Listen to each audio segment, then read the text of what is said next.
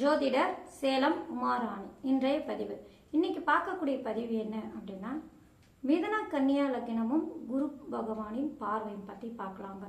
இப்போ மிதுன கன்னியா லக்னத்துக்கு பாருங்க, குரு பகவானுடைய பார்வை வித்தியாசம் அதிகமாக இருக்கக்கூடிய வாய்ப்பு உண்டுங்க. அது என்ன மாதிரி அமைப்பு, என்ன பாதிப்பு கொடுக்கும்? குரு பார்வை நன்மை தரக்கூடிய அமைப்பு தானே. ஏன்னா குரு பகவான் பொறுத்த வரைக்கும் முழு சுப கிரகம் அப்படிங்கிறதுனால ஏன் அவர் பார்க்கக்கூடிய வீட்டை பாதிப்பு கொடுப்பாரா அப்படின்னா, இந்த மிதுன கன்னியா லக்னத்துக்கு பொறுத்த வரைக்கும் பாருங்க, கொஞ்சம் வித்தியாசம் அதிகமாக உண்டு. அது என்ன காரணம், என்ன மாதிரி பாதிப்பெல்லாம் கொடுப்பாரு, அந்த குரு பார்வையை யோகம் தரக்கூடிய அமைப்பெல்லாம் உண்டா அப்படின்னு தெளிவாக இந்த பதிவில் பார்க்கலாங்க. இப்போ மிதுன கன்னியா லக்னத்துக்கு குரு பகவான் யார் அப்படின்னு எடுத்துட்டாங்கன்னா, பாதகாதிபதியாக வருவார். அதாவது மிதுன லக்னத்துக்கு குரு பகவான் யாரு, அந்த லக்னத்துக்கு 7ஆம் இடத்து அதிபதியாகவும் அடுத்தது 10ஆம் இடத்து அதிபதியாகவும் வரக்கூடிய குரு பகவான் இந்த மிதுன லக்னமான உபய லக்னத்துக்கு 7ஆம் அதிபதியான பாதகாதிபதியாகவும் வரக்கூடிய அமைப்பு. அதே போலதான் கன்னியா லக்னத்துக்கும் பாருங்க, கன்னியா லக்னத்துக்கு 4ஆம் இடத்து அதிபதியாகவும் 7ஆம் இடத்து அதிபதியாகவும் 7ஆம் இடமான பாதகஸ்தானம், அதாவது கன்னியா லக்னம் உபய லக்னம் அப்படிங்கிறதுனால 7ஆம் இடம் பாதகஸ்தானமாக வரக்கூடிய அமைப்பு. இந்த மாதிரி மிதுன கன்னியா லக்னத்துக்கு பொறுத்த வரைக்கும் இந்த குரு பகவான் பாதகாதிபதியாக வரக்கூடிய அமைப்பு அப்படிங்கிறதுனால பாதகம் செய்யக்கூடிய வாய்ப்பு அதிகமாக உண்டு. அப்படிங்கிறதுனால அவருடைய பார்வையிலும் வேறுபாடு உண்டு இந்த 2 லக்னத்துக்கு. அதனால தான் நான் சொல்ல வரேன். இப்போ பாருங்க, அந்த குரு பகவான் பொறுத்த வரைக்கும் முழு சுப கிரகம் இல்லைங்களா. பாதகத்தன்மை அதிகமாக செய்யக்கூடிய கிரகமே யாரு அப்படின்னா குரு பகவான் தாங்க. மற்ற லக்னத்துக்கு விட இந்த உபய லக்னத்துக்கு பொறுத்த வரைக்கும் பாருங்க, முழு சுப கிரகமாக இந்த மிதுன கன்னியா லக்னத்துக்கு குரு பகவான் வர்றதுனால, பாதகாதிபதியாக வர்றதுனால இவருடைய திசா காலங்களில் அதிகமாக பாதிப்பு கொடுக்கக்கூடிய வாய்ப்பு அதிகமாக உண்டு. இப்போ மிதுன லக்னத்துக்கு பிறந்தவங்களுக்கு பாருங்க, குரு பகவான் 7, 10ஆம் அதிபதி இல்லைங்களா. அந்த லக்னத்துக்கு 2ஆம் இடத்துல உச்சம் பெறக்கூடிய கிரகமாகும். இப்போ அந்த மிதுன லக்னத்தில் பிறந்தவங்களுக்கு 2ஆம் இடத்தில் குரு பகவான் உச்சம் பெற்று இருந்தால் எந்த மாதிரி பாதிப்பு கொடுப்பாரு அப்படின்னு எடுத்துக்கிட்டாங்கன்னா பாருங்க, அந்த 2ஆம் இடம் குடும்பஸ்தானம், தனஸ்தானம் அப்படிங்கிற ஒரு அமைப்புல 2ஆம் இடமான தனஸ்தானத்துல தனக்காரகனே உச்சம் பெற்று இருக்கக்கூடிய அமைப்பு யோகமான பலன் தானே தரணும். அப்படின்னா இந்த லக்னத்துக்கு பொறுத்த வரைக்கும் பாருங்க, இந்த லக்னத்துக்கு அவரே பாதகாதிபதி அப்படிங்கிற ஒரு அமைப்புல 2ஆம் இடமான குடும்பஸ்தானத்தில் உச்சம் பெற்று இருக்கக்கூடிய அமைப்பு, 7ஆம் இடமான கலஸ்தர ஸ்தானத்துக்கு அதிபதி அப்படிங்கிறதுனால இந்த மிதுன லக்னத்தில் பிறந்தவங்களுக்கு குரு பகவான் உச்சம் பெற்று 2ஆம் இடத்துல இருந்து திசை நடக்குது அப்படின்னா அவங்களுக்கு குடும்ப வாழ்க்கையில கொஞ்சம் பிரச்சனை தரக்கூடிய வாய்ப்பு உண்டுங்க. கணவன் மனைவி இடையே ஒற்றுமை குறைபாடு வரும். குடும்பத்தில் ஏதாவது ஒரு மன சங்கடம் இருந்துகிட்டே இருக்கும். ஒத்துமை 2 பேருக்கு பொழுது விடிஞ்சா சண்டை சச்சரவாவே இருக்குப்பா, குடும்பம் ஒத்துமையாவே இல்லை அப்படின்னு சொல்லுவாங்க இல்லைங்களா. அந்த மாதிரி குடும்பம் நடத்தக்கூடிய சூழ்நிலை அந்த குரு பகவான் அந்த ஜாதகருக்கு கொடுக்கக்கூடிய அமைப்பு. அதே போல பொருளாதாரத்திலும் நஷ்டத்தை ஏற்படுத்தக்கூடிய அமைப்பு. இது மாதிரி பிரச்சனைகள்லாம் அந்த ஜாதகருக்கு அந்த குரு பகவானுடைய திசா காலங்களில் முற்பகுதியில், அதாவது முதல் பாதி வருடம் குருவோடைய திசை எத்தனை வருஷம், 16 வருடம் இல்லைங்களா குரு பகவானுடைய திசை. அந்த பாதி வருஷம் பாருங்க, அவருக்கு அந்த ஜாதகருக்கு இந்த மாதிரி பிரச்சனைகள் பாதிப்புகள்லாம் தரக்கூடிய வாய்ப்பு உண்டுங்க. சரிங்களா. அதுக்கு அடுத்த பாதி வருஷம் என்ன மாதிரி பலன் கொடுப்பாங்கன்னா அப்படியே மாற்று பலன்களாக தரும். 10ஆம் இடத்துக்கு தொழில் ஸ்தானத்துக்கு அதிபதி அப்படிங்கிறதுனால 2ஆம் இடமான குடும்ப ஸ்தானத்தில் 10ஆம் இடத்தை பார்க்கக்கூடிய அமைப்பு அப்படிங்கிற தொழிலில் நல்ல வளர்ச்சி இருக்குங்க. தொழிலில் முன்னேற்றம் அதிகமாக இருக்கும். சொந்த தொழிலெலாம் அவர் செஞ்சாங்கன்னா சொந்த தொழிலில் மேலே மேலே வசதி வாய்ப்பெல்லாம் கொடுக்கக்கூடிய வாய்ப்பெல்லாம் இந்த மாதிரி காலகட்டங்களும் பிற்பகுதியில் தரக்கூடிய அமைப்பெல்லாம் அந்த குரு பகவானுடைய திசா காலங்களில் கொடுத்துருங்க. ஆனால் குடும்பம் அப்படின்னு வரும்போது பாதிப்பு பிரச்சனைகள் அதிகமாக தரக்கூடிய வாய்ப்பு உண்டு. அதுவே அந்த குரு பகவான் பார்க்கக்கூடிய இடங்கள் அப்படின்னு எடுத்துக்கிட்டாங்கன்னா அவருடைய பார்வை 5, 7, 9ஆம் இடத்தை பார்க்கக்கூடிய அமைப்பு அப்படிங்கிறனால அவர் எந்த பாவத்தை பார்க்குறாரோ அந்த பாவத்துக்கு உண்டான பாதிப்புகளும் பிரச்சனைகளும் உயிர்காரவும் பொருள்காரவும் ஏதாவது ஒரு விதமாக அந்த ஜாதகருக்கு அந்த திசா காலங்களில் அது கொடுக்கக்கூடிய வாய்ப்பு உண்டுதான். ஆனால் தன் வீட்டை பார்க்கும்போது அந்த தன் வீட்டை பார்க்கக்கூடிய வீட்டு வந்து தன்னுடைய வீடு அப்படிங்கிறனால அதோட பலன்கள் அந்த ஜாதகருக்கு முழுமையாக கொடுக்கும். இதே மிதன லக்னத்தை சொல்றாங்க. இப்போ குரு பகவான் லக்னத்துக்கு 2ஆம் இடத்துல உச்சம் பெற்று உட்காந்து தன் வீட்டை பார்க்கக்கூடிய அமைப்பு அப்படின்னு எடுத்துட்டா மீன ராசியை பார்ப்பாரு, 9ஆம் பார்வையை பார்ப்பாரு.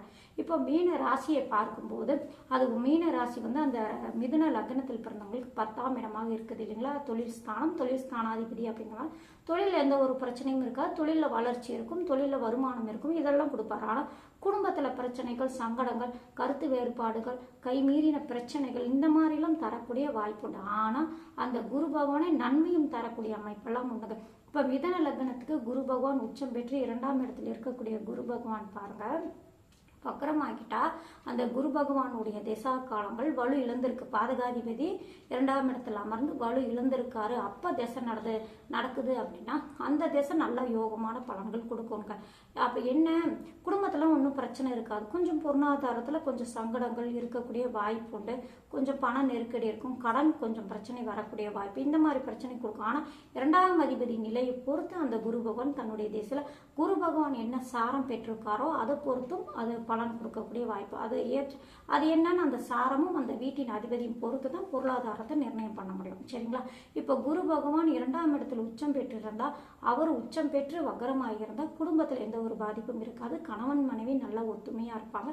குருவின் பார்வை படக்கூடிய அந்த 2ஆம் இடத்தில் உட்காந்து அவர் 5ஆம் பார்வையாகும், 7ஆம் பார்வையாகும், அடுத்தது 9ஆம் பார்வையாகும் பார்க்கக்கூடிய இடங்களில் எல்லாமே வளர்ச்சி இருக்கும், நன்மை இருக்கும், யோகம் அந்த ஜாதகருக்கு கொடுக்கக்கூடிய வாய்ப்பு உண்டுங்க. இந்த மாதிரி பலன்கள் கொடுக்கக்கூடிய வாய்ப்பு உண்டு.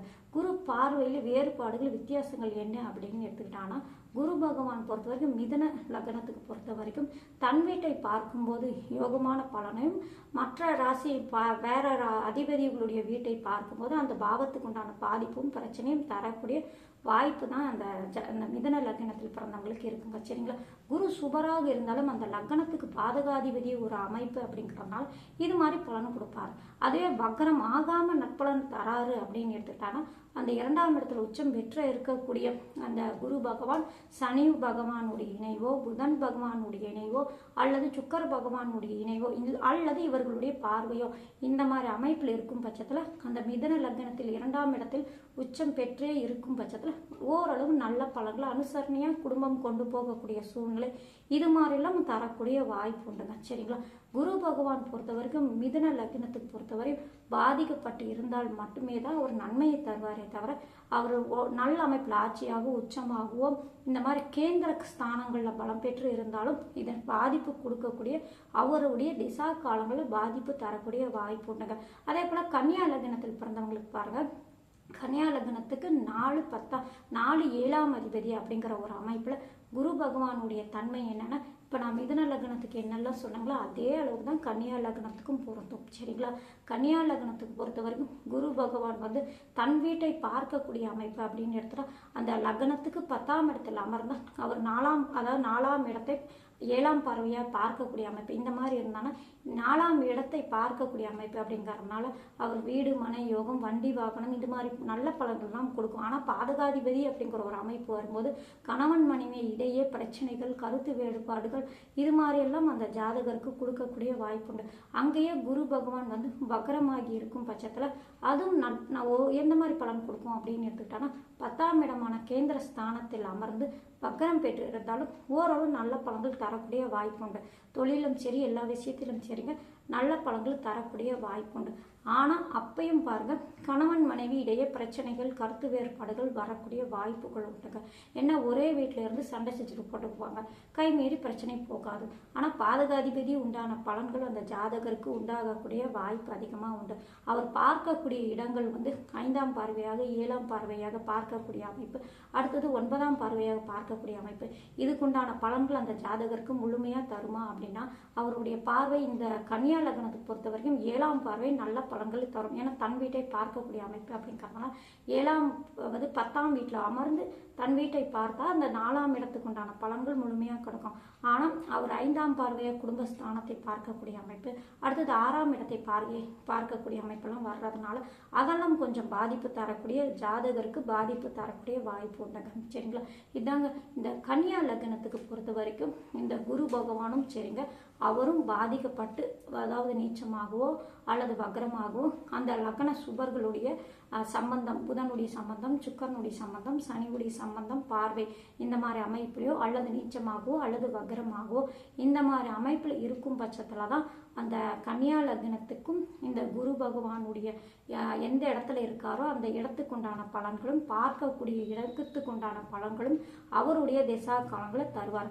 ஆனால் நல்ல ஆட்சியாக உச்சமாக பலம் பெற்று இருக்கும் பட்சத்தில் அவருடைய பார்வைகள் வேறுபாடுகள் வித்தியாசங்கள் அதிகமாக இருக்கக்கூடிய வாய்ப்பு உண்டுங்க. சரிங்களா? இந்த மிதுன கன்னியா லக்னத்துக்கு பொறுத்தவரை குரு பகவானோ பாதிக்கப்பட்டு இருந்தால் மட்டுமே தான் யோகத்தை தரக்கூடிய வாய்ப்பு உண்டு.